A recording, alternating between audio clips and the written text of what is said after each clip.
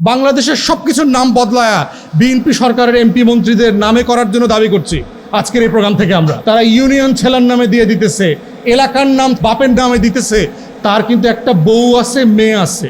আমরা দাবি করতেছি মাননীয় মন্ত্রীর বউর নামে জেলার নাম করা হোক, মেয়ের নামে আর একটা উপজেলার নাম করা হোক। এই উপজেলার নাম জেলার নাম আমরা মানি না। এই হচ্ছে সোনার বাংলা, আমার বাপের দেশ। এই বাপের দেশ করতে গিয়া কিন্তু আওয়ামী লীগের শেখ হাসিনার পতন হয়েছে। মাননীয় মন্ত্রী মাথায় রাখেন, লাখো শহীদের রক্তে কেনা দেশটা কারো বাপের না। দেশটা বাপের বানানোর চেষ্টা করবেন না। দেশটা যাদের, তাদের হাতে দেশটা বুঝিয়ে দেন। এই একই মন্ত্রীর ছেলে বিনা ভোটে বা বিএনপির বাবার দোয়া ক্রিকেট বোর্ডের সদস্য পর্যন্ত পরিচালক হয়েছে, 24 ঘন্টা পরে আবার রিজাইন করছে। সে বুঝতে পারছে এত কাজ দায়িত্ব পালন করে বাবার ব্যবসা দেখা যাবে না। অতএব এই যে নেপোকিসদের হাতে, সোনার বাংলার এই বনেদি পরিবারের হাতে, ছেলে মেয়েদের হাতে বাংলাদেশ বিক্রি করে দিচ্ছে। আর তোমরা যদি সেই রাষ্ট্রের হিস্সা বুঝে না নাও, সেই বাংলাদেশ তোমাদের হবে না। বাংলাদেশে ইউনিয়ন মন্ত্রীরা লিখে নিয়ে যাচ্ছে তাদের ছেলেদের নামে। কিরকম সোনার বাংলা তোমরা দেখছো না, ছেলের নামে। অতএব আগামী দিনে তোমরা যাদের বিয়ে শাদী করবা, কারা কোন বর্ডারে থাকতেছো তাদের পোলাপানের নাম ঠিক করে রাখবা এখন থেকে। কে কোন নদীর পাড়ে থাকো, কে কোন জেলায় থাকো, কে কোন জেলার কোন সীমান্তে থাকো, সেইটা মাথায় রেখে পোলাপানের নাম ঠিক করবা। ক্ষমতা নিয়েই এলাকার জেলার নাম বদলায় দিবা, উপজেলার নাম বদলায় দিবা, ইউনিয়নের নদীর নাম, মাছের নাম, হাড়ি পাতিল সব কিছুর নাম বদলায় দিবা, গাছের নাম বদলায় দিবা।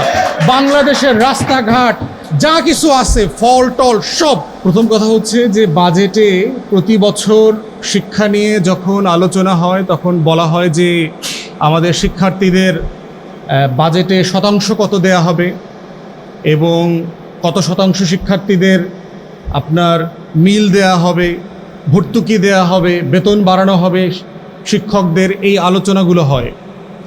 কিন্তু যেই গুরুত্বপূর্ণ আলোচনাটা সবচেয়ে আমাদের শিক্ষা ব্যবস্থা থেকে মিসিং, সেই জায়গাটা হচ্ছে যে আমাদের প্রতি বছর যে লক্ষ লক্ষ তরুণরা চাকুরির বাজারে আসছেন, 15 থেকে 20 লক্ষ তরুণ, এই তরুণদের এমপ্লয়মেন্টের ব্যবস্থাটা কি হবে, কর্মসংস্থানের ব্যবস্থাটা কি হবে। বাংলাদেশে প্রতি বছর প্রায় 60,000 কোটি টাকার ইয়াবা বিক্রি হয়, শুধুমাত্র ইয়াবা। পুলিশ বলেছে 60,000 কোটি টাকা মানে হচ্ছে 2টা উচ্চ মূল্যের দুর্নীতিগ্রস্ত পদ্মা সেতুর টাকা। তাহলে এই রকম একটা ঘটনা ঘটার পরে আমাদেরকে প্রশ্ন করতে হবে যে আসলে আমরা কোন ধরনের সমাজে আমাদের তরুণদেরকে বড় করছি, আমাদের শিক্ষার্থীদের জন্য আমরা আসলে কেমন বাংলাদেশের লড়াই করছি।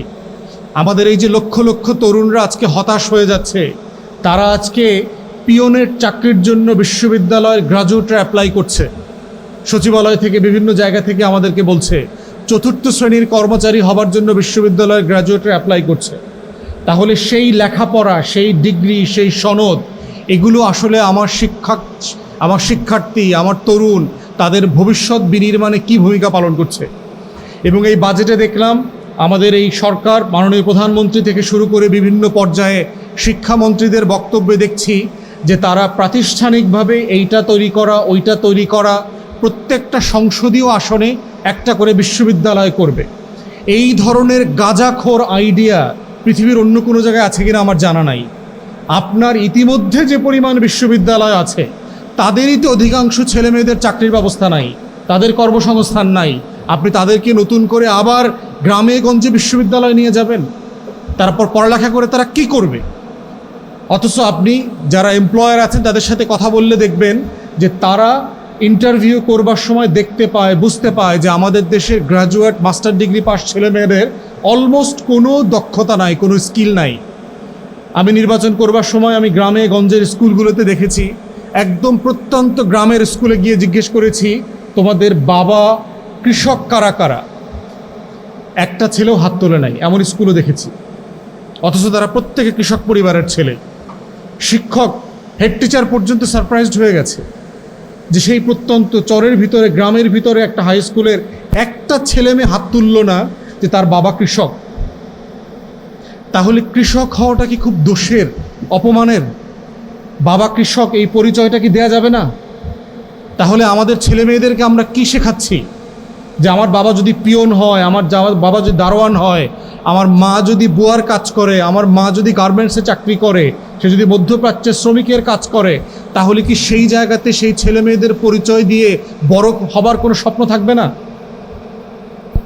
অতএব এই শিক্ষা ব্যবস্থার এই যে কলোনিয়াল জায়গাটা, যে সে তার বাবা মায়ের পরিচয়টা পর্যন্ত দিতে চাচ্ছে না, অথচ সে কি শিখছে? সে কোন দক্ষতা শিখতেছে, কোনো নলেজ শিখতেছে? তাদেরকে আমি যখন জিজ্ঞেস করলাম ছেলেরা কোনো কাজ জানে কিনা, গ্রামে থাকে, প্রত্যন্ত অঞ্চলে থাকে, কৃষিকাজ জানে না, মাছ ধরতে পারে না, সুপারি গাছে উঠতে পারে না, তাল গাছে উঠতে পারে না। আমাদের ছোটোবেলায় আমরা সুপারি চুরি করে উঠছি, নারিকেল চুরি করে খাইছি, অমুক বাড়ির পেয়ারা গাছে উঠছি, কিন্তু লেখাপড়াও তো করেছি। তাহলে এই যে না করতে পারাটা, আমরা তো জালও মারতে শিখেছি, খালে গিয়ে তো ডুবাইতেও শিখেছি। তাহলে এই যে লাইফ স্কিল থেকে বিচ্ছিন্ন করে একটা বিশাল জনগোষ্ঠী তৈরি করা হচ্ছে, তাদেরকে দিয়ে আসলে আপনি কি করবেন?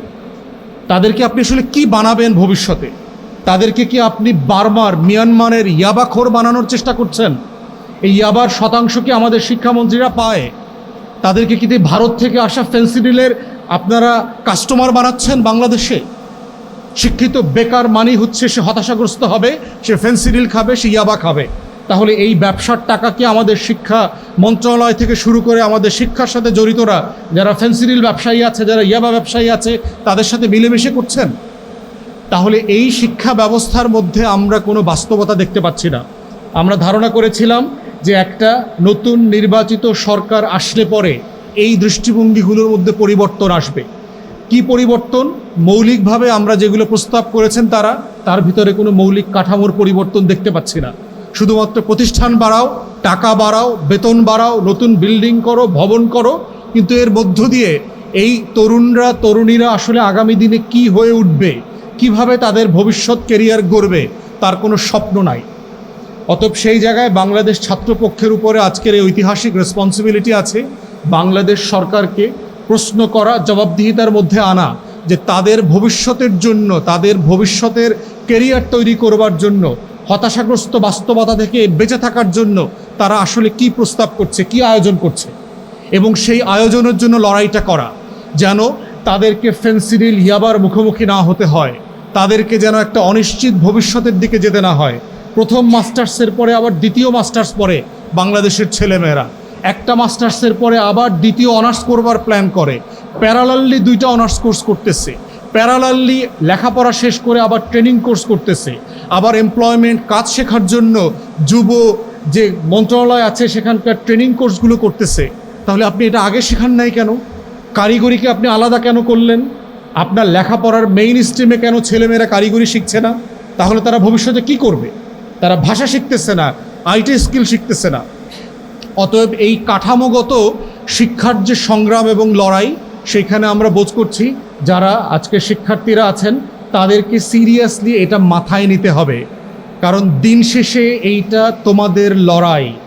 রাষ্ট্রর কাছ থেকে তোমাদের হিস্সা যদি তোমরা বুঝে নিতে না পারো, এই রাষ্ট্র তোমাদেরকে হিস্সা দেবে না, এবং দেবে না যে সেটা বারবার প্রমাণিত হচ্ছে। এই জন্য এই সোনার বাংলায় বদিরা এমপি হয়, বড় বড় টাউট বাটপাররা মন্ত্রী হয়, ক্লাউন হয়, বাংলাদেশে ইউনিয়ন মন্ত্রীরা লিখে নিয়ে যাচ্ছে তাদের ছেলেদের নামে। কীরকম সোনার বাংলা তোমরা দেখছো না? ছেলের নামে। অতএব আগামী দিনে তোমরা যাদের বিয়ে শাদী করবা, কারা কোন বর্ডারে থাকতেছো তাদের পোলাপানের নাম ঠিক করে রাখবা এখন থেকে। কে কোন নদীর পাড়ে থাকো, কে কোন জেলায় থাকো, কে কোন জেলার কোন সীমান্তে থাকো, সেইটা মাথায় রেখে পোলাপানের নাম ঠিক করবা। ক্ষমতা নিয়েই এলাকার জেলার নাম বদলায় দিবা, উপজেলার নাম বদলায় দিবা, ইউনিয়নের নদীর নাম, মাছের নাম, হাড়ি পাতিল সব কিছুর নাম বদলায় দিবা, গাছের নাম বদলায় দিবা। বাংলাদেশের রাস্তাঘাট যা কিছু আছে, ফল টল সব বাংলাদেশের সব কিছুর নাম বদলায়া বিএনপি সরকারের এমপি মন্ত্রীদের নামে করার জন্য দাবি করছি আজকের এই প্রোগ্রাম থেকে আমরা। কারণ রাষ্ট্র নিয়ে তাদের মাথা ব্যথা নাই, তারা ইউনিয়ন ছেলের নামে দিয়ে দিতেছে, এলাকার নাম ছেলের বাপের নামে দিতেছে। তার কিন্তু একটা বউ আছে, মেয়ে আছে। আমরা দাবি করতেছি মাননীয় মন্ত্রীর বউর নামে জেলার নাম করা হোক, মেয়ের নামে আর একটা উপজেলার নাম করা হোক। এই উপজেলার নাম, জেলার নাম আমরা মানি না। এই হচ্ছে সোনার বাংলা, আমার বাপের দেশ।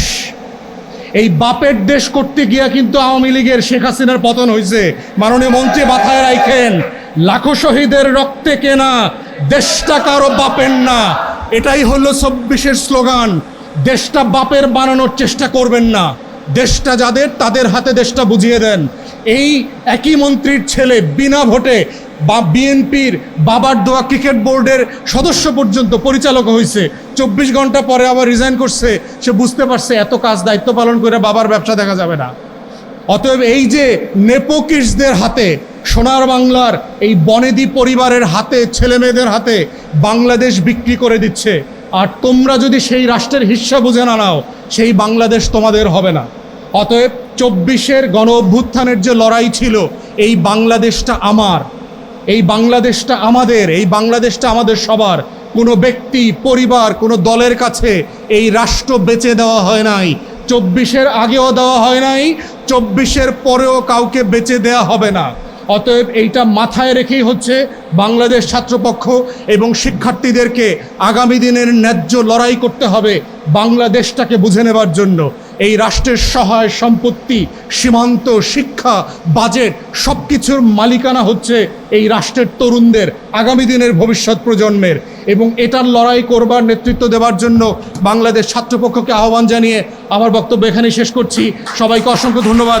আসসালামু আলাইকুম।